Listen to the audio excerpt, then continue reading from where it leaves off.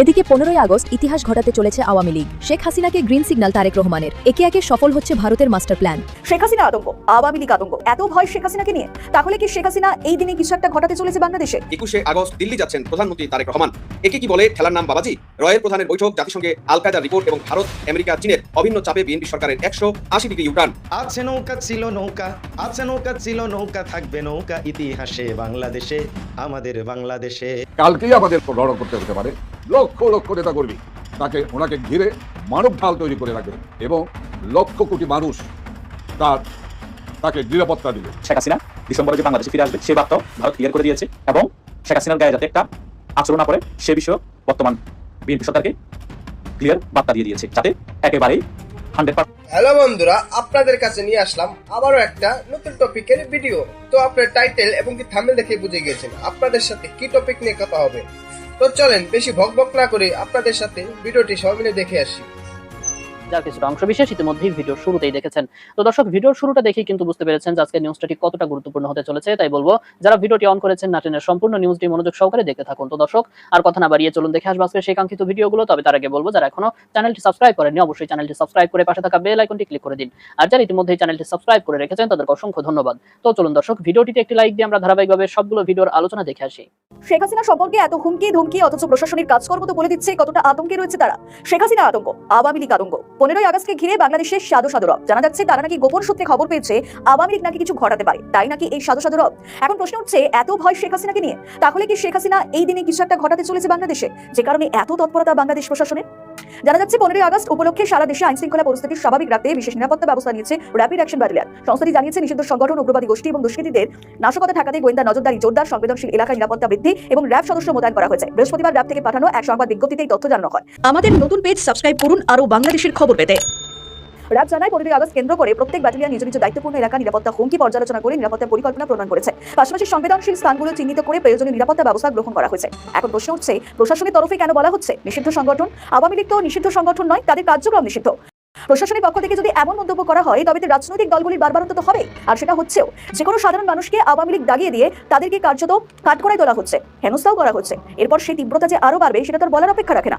এমনকি প্রশাসনের তরফে এটা বলা হচ্ছে যে সন্দেহভাজন ব্যক্তি বা নিষিদ্ধ সংগঠনের মাধ্যমে নাশকতা বা অপতৎপরতা প্রতিরোধে গোয়েন্দা তৎপরতা বৃদ্ধির পাশাপাশি প্রয়োজনীয় নিরাপত্তা এবং প্রতিরোধমূলক ব্যবস্থা নিয়েছে বাহিনীটি। সামাজিক যোগাযোগ মাধ্যমে গুজব এবং অপপ্রচার ঠেকাতে সাইবার পেট্রোলিংয়ে জোরদার করা হয়েছে। বিভ্রান্তিমূলক পোস্ট, মন্তব্য বা ছবি এই আপলোডের মাধ্যমে বিশৃঙ্খলা সৃষ্টির চেষ্টা করা হলে তাৎক্ষণিক ব্যবস্থা নেওয়া হবে বলেও সতর্ক করেছে র্যাব। বাংলাদেশের বিভিন্ন রাজনৈতিক দলের নেতারা বারবার বক্তব্য দিতে গিয়ে এই মন্তব্যই করছেন যে শেখ হাসিনা ফিরলে তখনই তাকে ফাঁসি দিয়ে দেওয়া হবে। এমনকি আওয়ামী লীগকে নিষিদ্ধ সংগঠন হিসেবে ঘোষণা করা উচিত বলে অনেকে বলছেন। অথচ আওয়ামী লীগের বিরুদ্ধে এখন সতর্ক করছে প্রশাসন। তারা যদি বিশ্বাস করে যে আওয়ামী লীগ নেই বাংলাদেশে, তাহলে এত সাধু রব কেন, এত তৎপরতাই বা কেন? তাহলে তো বলতেই হয় সরকার বা প্রশাসন বিশ্বাস করে যে আওয়ামী লীগের অস্তিত্ব রয়েছে বাংলাদেশে। আরো একটি গুরুত্বপূর্ণ বিষয় হলো যে আওয়ামী লীগের কোনো নেতা বা কর্মী বাংলাদেশে অরাজকতা করছে এমন কিন্তু খবর এখনো পর্যন্ত আসেনি, সেটা অন্তর্বর্তীকালীন সরকারের আমলে হোক কিংবা বিএনপির আমলে। এখন দেখার সত্যিই 15ই আগস্টকে ঘিরে শেখ হাসিনা বা তার দল কি পরিকল্পনা করছে, যে কারণে বাংলাদেশের সমস্ত বাহিনীকে রাস্তায় নামিয়ে ফেলা হলো। দেশে যাওয়ার আগে আমাদেরকে নির্দেশনা দিবেন, সেই নির্দেশনা অনুসারে আমরা একেবারে প্রস্তুত হয়ে আছি। আপনি শুনে থাকবেন যে আমরা কিন্তু প্রস্তুতিটি এমন রাখছি যে এমনও হতে পারে আমাদের নেত্রী যেহেতু বলেছেন আমি ডিসেম্বরের মধ্যেই যাব। তিনি কিন্তু একসময় বলেছিলেন আমি ডিসেম্বরে যাব। এখন কিন্তু শব্দের পার্থক্য আছে না বলিতা। তিনি কিন্তু এখন বলছেন আমি ডিসেম্বরের মধ্যেই যাব। আমরা কাজে কালকেই আমাদের রওনা করতে হতে পারে, তেমন প্রস্তুতি আমাদের রয়েছে। আমরা প্রস্তুতি নিয়ে রাখছি, আমরা সারা বাংলাদেশকে আমরা প্রস্তুতি নিয়ে রাখছি। আমি আশা করি 12ই ফেব্রুয়ারির তথাকথিত সান্ধ্যকালীন নির্বাচনের মাধ্যমে যারা ক্ষমতায় এসেছে তাদের ব্যর্থতার ফিরিস্তি আমি জানতে চাই না। আপনি পরে প্রশ্ন করলে আমি উত্তর দেবো। কিন্তু আমার মনে হয় তাদের বোধোদয় হবে যে বাংলাদেশ আওয়ামী লীগ একটি প্রাচীনতম ঐতিহ্যবাহী রাজনৈতিক দল। এই দলটির নেতৃত্বে অনেক কিছু হয়েছে, বাংলাদেশে স্বাধীনতা হয়েছে। এই দলের কার্যক্রমের উপর নিষিদ্ধ আইন, এটি জুলুম, এটি অত্যাচার, এটি ফ্যাসিস্ট আচরণ, এটি অগণতান্ত্রিক আচরণ, স্বৈরাচারী আচরণ। কাজে এই আওয়ামী লীগের উপর থেকে এই বিধিনিষেধ প্রত্যাহার করা হোক। যে জয় বাংলা ধরে দিয়ে আজকে যিনি প্রধানমন্ত্রী আছেন তার বাবা জয় বাংলা স্লোগান দিয়েছেন, তার পিতাও জয় বাংলা স্লোগান দিয়েছেন, সেই জয় বাংলা স্লোগানকে নিষিদ্ধ করেছেন। সেই জয় বাংলা স্লোগানের উপর থেকে বিধিনিষেধ প্রত্যাহার করা উচিত। কারণ জয় বাংলা স্লোগানকে নিষিদ্ধ করা মানে ওই 71-এর ঘাতক জামাত, শিবির, এনসিপি এবং জঙ্গিদেরকে সমর্থন করা। বাংলাদেশ আওয়ামী লীগকে নিষিদ্ধ করা মানে হলো ওই 71-এর ঘাতক জামাত, শিবির, এনসিপি এবং জঙ্গিদের পক্ষ অবলম্বন করা। সিদ্ধান্ত নিতে হবে ওনাকে, উনি কোন পক্ষ নেবেন, উনি কোন পক্ষে থাকবেন। জাহাঙ্গীর কবির নানক এই কথাটা তো, এবং মানে নানা ঘটনা প্রবাহ এত দ্রুত ঘটছে শেখ হাসিনা দেশে ফেরার ঘোষণা দেওয়ার পর, বিশেষ করে গত কয়েক সপ্তাহে যে এক রকমের ভূরাজনৈতিক ভাবে যে নানা রকম তৎপরতা চলছে পরিষ্কার হয়ে উঠছে। ভারতের বিভিন্ন সাংবাদিকদের বিশ্লেষণ, ভারতের সংবাদ মাধ্যমের আলাপ, নানা সূত্রে যে সব খবর পাওয়া যাচ্ছে তাতে সার্জিও গোরের ঢাকা সফর, তারপর ভারতের গোয়েন্দা প্রধানের ঢাকা সফর, এমনকি এই যে দীনেশ ত্রিবেদী বাংলাদেশে নিযুক্ত ভারতের রাষ্ট্রদূত, তিনি অবশেষে 2 মাস পরে তারেক রহমানের সাক্ষাৎ পেলেন আমাদের প্রধানমন্ত্রী। তারপর প্রধানমন্ত্রী তারেক রহমানের সাক্ষাৎ পাওয়ার পরে তিনি গিয়ে ভারতের প্রধানমন্ত্রী নরেন্দ্র মোদীর সঙ্গে একেবারে একান্ত বৈঠক করলেন, এবং তারপর থেকে ভারতের সংবাদ মাধ্যমগুলো কিন্তু লিখতে শুরু করেছে যে বাংলাদেশের প্রধানমন্ত্রী তারেক রহমান এই মাসের শেষে দিল্লি সফরে যাবেন, এবং অনেক সংবাদ মাধ্যম লিখতে শুরু করেছে যে এর পরপরই শেখ হাসিনার দেশে ফেরার ব্যবস্থা হচ্ছে, এবং ভারত সরকার শেখ হাসিনার পূর্ণ নিরাপত্তায় দেশে ফেরার জন্য নানা রকম চাপ প্রয়োগ করছে বাংলাদেশ সরকারের উপর। মার্কিন যুক্তরাষ্ট্র সেই বিষয়টিকে সমর্থন করছে। এসব মিলিয়েই কি আপনারা একরকমের বুঝতে পারছেন যে দেশে ফেরার জন্য একটা অনুকূল পরিস্থিতি সৃষ্টি হবে, তারেক রহমানকে শেষ পর্যন্ত আওয়ামী লীগের কার্যক্রমে নিষেধাজ্ঞা তুলে নিতে হবে? মানে আপনারা যে দেশে আছেন সে দেশের দিক থেকে অনেক রকম তৎপরতা টের পাচ্ছেন আপনারা? না দেখেন, সেটি আমরা যে দেশে আছি সে দেশের আভ্যন্তরীণ রাজনীতি বা ফরেন পলিসি ব্যাপার, আমি সেই ব্যাপারে এই স্পর্শকাতর বিষয়ে আমি কথা বলবো না। আমি শুধু বলবো যে আওয়ামী লীগ আমাদের প্রাণপ্রিয় নেত্রী শেখ হাসিনা, আপনি হিসেবটি মিলিয়ে নেন, দেখবেন এইসব তৎপরতা এই কিছুদিনের মধ্যে তো একটা ব্যাপক তৎপরতা হলো। তার বহু আগে কিন্তু আমাদের প্রাণের নেত্রী শেখ হাসিনা ঘোষণা দিয়েছেন যে আমি বাংলাদেশে যাবই, বাংলাদেশের মানুষের কাছে আমি যাব, বাংলাদেশের মানুষ ভালো নেই, তাদের কষ্ট আমি আর নিতে পারছি না, আমি ফিরে যাব। কাজে এই দুটি বিষয় হলো, একটি হলো আমাদের দলীয় ব্যাপার, আমাদের নেত্রীর সিদ্ধান্ত, আরেকটি হলো আমরা যেখানে আছি তাদের ফরেন পলিসি বা তাদের কূটনৈতিক কার্যক্রম, এগুলি হলো তাদের বিষয়। আমরা সে বিষয়ে আমরা কথা বলবো না, স্পর্শকাতর বিষয়ে আমরা কথা বলতে চাই না, বলা ঠিক হবে না। তো নবনীতা, আমি বলবো যে এই দলটি জনগণের উপর, জনগণের শক্তিতে বলিয়ান হয়, জনগণের উপর আস্থা রেখেই কিন্তু আমাদের নেত্রী শেখ হাসিনা দেশবাসীকে, বিশ্ববাসীকে বলেছেন যে আমি ডিসেম্বরের মধ্যেই দেশে যাব। আপনি জানেন যে দিল্লিতে যে সাংবাদিক সম্মেলন হলো ফরেন করেসপন্ডেন্স ক্লাবের, কি হয়েছে এটি দিয়ে, কত নোংরামি করেছে ক্ষমতাসীনরা এবং সাম্প্রদায়িক অশুভ শক্তি। কিন্তু সর্বশেষ বর্তমান সরকারের পররাষ্ট্রমন্ত্রীও খুব ন্যাক্কারজনক একটি স্টেটমেন্ট দিয়েছে।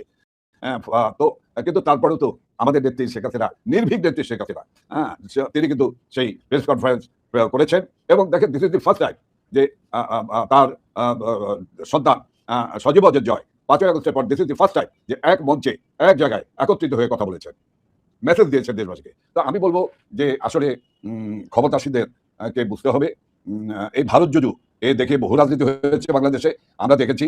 এটি খুনি মোশতাক, ডালিম, শাহরিয়ারুররা যখন ক্ষমতা এসেছে তখন ভারত বিরোধী জিকির করেছে, তারপরে জিয়াউর রহমান যখন ক্ষমতা এসেছে জিকির করেছে, আবার পদলেহন করেছে, আবার তারপরে জেনারেল এরশাদ ক্ষমতা এসেছে, ক্ষমতা দখল করেছে, ভারত বিরোধী কথা বলেছে। এটি একটি কেমন জানেন, সরি আমি স্ক্রিন চেয়ে দিচ্ছি, শিপন শাড়িটি কলকাতা থেকে কেনা, কিন্তু ভারতের বিরুদ্ধে আপনি বলছেন।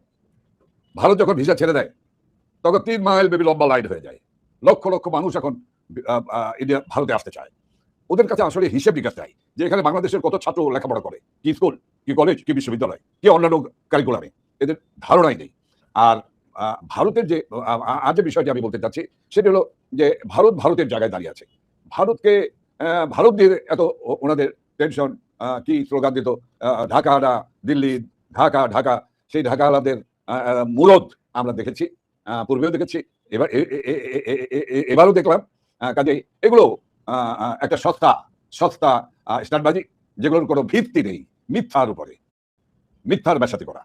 কিন্তু এই যে শেখ হাসিনা দেশে ফিরলে তার একটা জীবনের ঝুঁকি আছে, এটা নানা সূত্রেই বলা হচ্ছে যে ভারতীয় গোয়েন্দা সংস্থার কাছেও এ বিষয়ে খুবই জোরদার তথ্য আছে যে শেখ হাসিনা দেশে ফিরলে তার উপর বিভিন্ন সশস্ত্র জঙ্গি সংগঠনের, পাকিস্তানি গোয়েন্দা সংস্থার বাংলাদেশে তৎপরতা নিয়ে সজীব অজের জয়ও সেদিন সংবাদ সম্মেলনে উদ্বেগ প্রকাশ করলেন যে শেখ হাসিনা একটা টার্গেটের শিকার হতে পারেন, তাকে হত্যা করা হতে পারে। শেখ হাসিনা আবার আন্তর্জাতিক সংবাদ মাধ্যমকে বলছেন যে তিনি জানেন তাকে হত্যা করা হতে পারে, কিন্তু তিনি দেশে ফিরবেন। আপনারা বিষয়টা কিভাবে দেখছেন? আপনাদের নেত্রীর পূর্ণ নিরাপত্তা নিশ্চিত না হলে তিনি আসলে দেশে ফেরেন কি করে? এবং সরকারের এক রকমের সহযোগিতা ছাড়া তো বোধহয় সেটা সম্ভব হবে না। আপনি তো দীর্ঘ সময় শেখ হাসিনার সঙ্গেও থাকলেন, আপনাকে আমি ওই প্রশ্নটা করতে চাই যে 81-তে উনি যখন ফিরলেন তখন কিন্তু জিয়াউর রহমান সরকার তাকে নিরাপত্তা দেবেন, এই নিয়ে ইন্দিরা গান্ধীর সঙ্গে প্রেসিডেন্ট জিয়ার একটা কথা হয়েছিল, সেগুলো নানা রকম ঐতিহাসিক ভাষ্য পাওয়া যায়। 11 সরকারের সময় যখন শেখ হাসিনা ফিরলেন, তিনি ফেরা মাত্র তাকে গুলি করে মারা হবে এমন ছিল কিনা? সরকার নিশ্চয়ই নিরাপত্তার দায়িত্ব নিয়েছিল। এ দফায় উনি মানে গেলে তো নিরাপত্তারও একটা ঝুঁকি আছে, আপনারা সেটা কিভাবে দেখছেন? দেখেন, দুটো বিষয়। একটি বিষয় হলো আমাদের প্রাণের নেত্রী বঙ্গবন্ধু কন্যা শেখ হাসিনা শতভাগ নিরাপত্তা নিশ্চিত করা যাবে কিনা। দেখেন, এই দুঃসাহসিক নেত্রী বারবার, আপনি জানেন 14 বার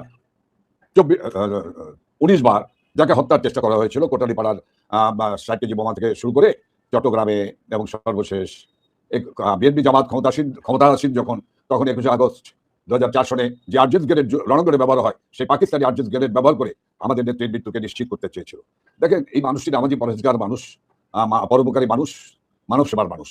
এই মানুষটি তো বাবা নাই, মানে এই মানুষটির সঙ্গে দেশের মানুষ আছে, আর স্বয়ং সৃষ্টিকর্তা আল্লাহ তাআলা রাব্বুল আলামিন এবং পীর দরবেশ ওলি আল্লাহর দোয়া রয়েছে তার প্রতি। বাংলাদেশের ভেতরে রেকর্ড পরিমাণ গ্যাস আর বিদ্যুৎ সংকট, একের পর এক বন্ধ হয়ে যাচ্ছে ভারী শিল্প কারখানা, কাজ হারাচ্ছেন লাখো মানুষ। আর এই জ্বলন্ত সমস্যার তাৎক্ষণিক সমাধান যখন খোদ বিএনপি সরকারের জানা নেই, তখন পর্দার আড়ালে কূটনৈতিক ক্ষেত্রে বড় সমস্যাটি সমাধানের দিকে নজর দিচ্ছে তারা। বহুল আলোচিত ব্রিক্স সম্মেলন এরিয়া সম্পূর্ণ দ্বিপাক্ষিক সফরে দিল্লি যাচ্ছেন বাংলাদেশের প্রধানমন্ত্রী তারেক রহমান। দ্বিপাক্ষিক সফর বলেই সেটি হতে যাচ্ছে ব্রিক্স সম্মেলনের আগে, আগস্টের তৃতীয় সপ্তাহের একেবারে শেষে অথবা শেষ সপ্তাহের শুরুর দিকে তারেক রহমান দিল্লি সফরে যাচ্ছেন। এটা ঢাকা ও দিল্লির কূটনৈতিক একাডেমিক সূত্রে নিশ্চিত হয়ে গেছে।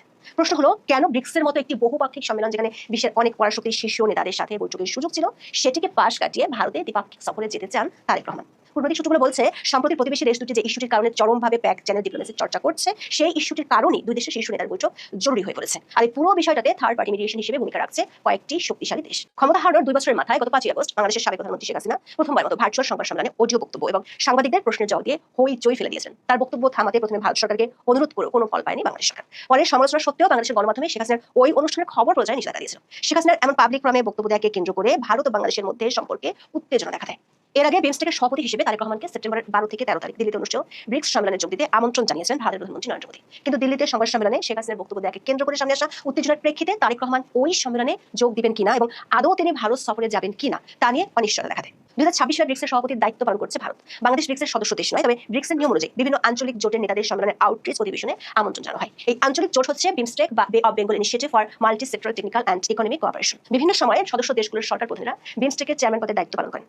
2025 সাল থেকে বিমস্টেকের চেয়ারম্যান পদটি রয়েছে বাংলাদেশে। সেই হিসেবে বর্তমান এই জোটের চেয়ারম্যান বাংলাদেশের প্রধানমন্ত্রী তারেক রহমান। গত জুলাইয়ে ঢাকায় ভারতীয় হাইকমিশনের মাধ্যমে বাংলাদেশের পররাষ্ট্র মন্ত্রণালয় একটি কূটনৈতিক পত্র পাঠিয়ে বাংলাদেশের প্রধানমন্ত্রীকে ব্রিক্সের আউটরিচ অধিবেশনে অংশ নেওয়ার জন্য আমন্ত্রণ জানায় ভারত। এরপর গত প্রায় 1 মাস ধরে আলোচনা চলছে ওই সম্মেলনে অংশ নিতে ভারত সফরে বাংলাদেশের প্রধানমন্ত্রী তারেক রহমান যাবেন কিনা। বুধবার পর্যন্ত এই সম্মেলনে তারেক রহমানের যোগদানের বিষয়ে কোনো সিদ্ধান্ত হয়নি বলে বিবিসি বাংলাকে জানিয়েছেন পররাষ্ট্র মন্ত্রণালয়ের মুখপাত্র শহীদুল করিম। বৃহস্পতিবার দিল্লি ঢাকার একাধিক কূটনৈতিক সূত্রে জানা গেছে তারেক রহমান ব্রিক্সের সম্মেলনে যাচ্ছেন না, বরং সেখানে তিনি প্রতিনিধি পাঠাবেন। তবে ব্রিক্স সম্মেলনের আগে তারেক রহমান দিল্লি যাচ্ছেন। ঢাকা ও দিল্লির কূটনৈতিক সূত্রগুলো বলছে, বাংলাদেশের জন্য এই মুহূর্তে ডিসেম্বরে মেয়াদ উত্তীর্ণ হতে যাওয়া গঙ্গা পানি বন্টন চুক্তি তিস্তা প্রকল্প ভারত থেকে আরো বেশি পরিমাণে ডিজেল আনার ইস্যুগুলো গুরুত্বপূর্ণ। তবে দুই পক্ষের জন্য শেখ হাসিনার দেশে ফেরার ইস্যুটি অন্য সব ইস্যু নিয়ে আলোচনাকে চাপিয়ে যাচ্ছে। বিষয়টিকে কূটনীতিকরা বলছেন ব্যাক চ্যানেল ডিপ্লোমেসি ইস্যু, যেটি নিয়ে প্রকাশ্যে কোনো পক্ষই খুব বেশি কিছু কিংবা নির্ধারিত বক্তব্যের বাইরে কিছু বলতে পারে না। শেখ হাসিনার দেশে ফেরার বিষয়ে চূড়ান্ত সিদ্ধান্ত নিতেই দুই দেশের শীর্ষ পর্যায়ে বৈঠক হওয়া জরুরি বলে মনে করছেন সংশ্লিষ্টরা। ঢাকার একজন কূটনীতিক বলছেন, 24 আগস্ট পর ভারত বাংলাদেশের সম্পর্কে যে অবনতি হয়েছিল বিএনপি ক্ষমতা আসার পর তা অনেকখানি ঠিক হয়। যেমন ইউনূসের আমলে বাংলাদেশের জন্য ভিসা বন্ধ থাকলেও বিএনপি আমলে আবার চালু হয়। আবার গত মার্চ এপ্রিলে ইরান যুদ্ধ চলাকালে জ্বালানি ক্রাইসিসের সময় ভারত 30,000 টন ডিজেল দিয়ে বাংলাদেশকে সাহায্য করেছিল। পাশাপাশি ভারত ও বাংলাদেশের বাণিজ্যিক সম্পর্ক বেশ সচল আছে। তাহলে এই মুহূর্তে দুই দেশের সম্পর্কের মধ্যে উত্তেজনা কি নিয়ে? এর পেছনে আছে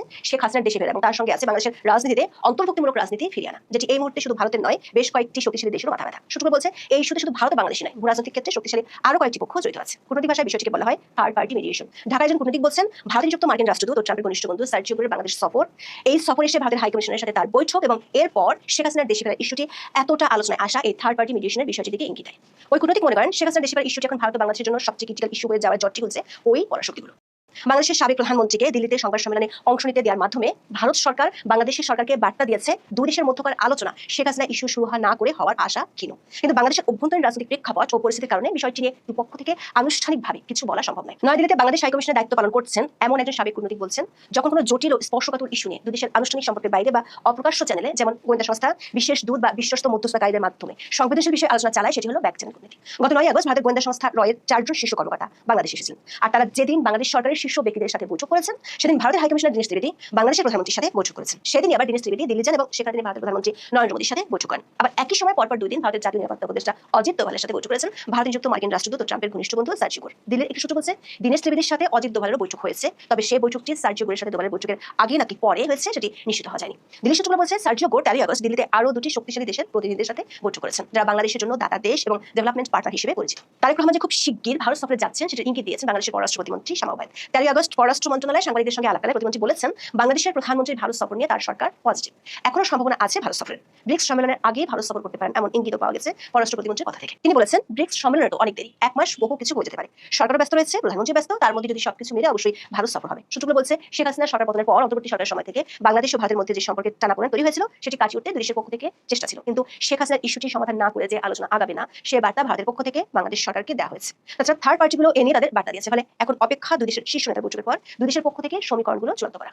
ঢাকার পররাষ্ট্র মন্ত্রণালয়ের একটি সূত্র বলছে 5ই আগস্ট শেখ হাসিনার বক্তব্য দেওয়ার প্রতিবাদে প্রেস রিলিজ দেওয়ার পরও বাংলাদেশের পররাষ্ট্রমন্ত্রী দক্ষিণ এশিয়ার ডিজিকে ভারত সফরের প্রস্তুতি শেষ করার নির্দেশ দিয়েছেন। ওই সূত্রটি বলছে বাংলাদেশ ভারত টানাপোড়েন কাটিয়ে স্বাভাবিক সম্পর্ককে এগিয়ে নিতে ব্রিক্সের মতো বহুপক্ষীয় সম্মেলনে ভারত যাওয়ার চেয়ে দ্বিপক্ষীয় সফর দুই দেশের জন্য বেশি কার্যকর হবে। এতে দুই দেশের প্রধানমন্ত্রী সরাসরি আলোচনায় বসতে পারবেন এবং গুরুত্বপূর্ণ বিষয় যেমন গঙ্গা চুক্তি নবায়নের রাজনৈতিক আলোচনা, স্থানীয় আলোচনা সহ 2 বছরের বাণিজ্যিক বাধা দূর করা, মানুষের যোগাযোগ সহজ করার মতো বিষয়গুলোতে অগ্রগতি সম্ভব।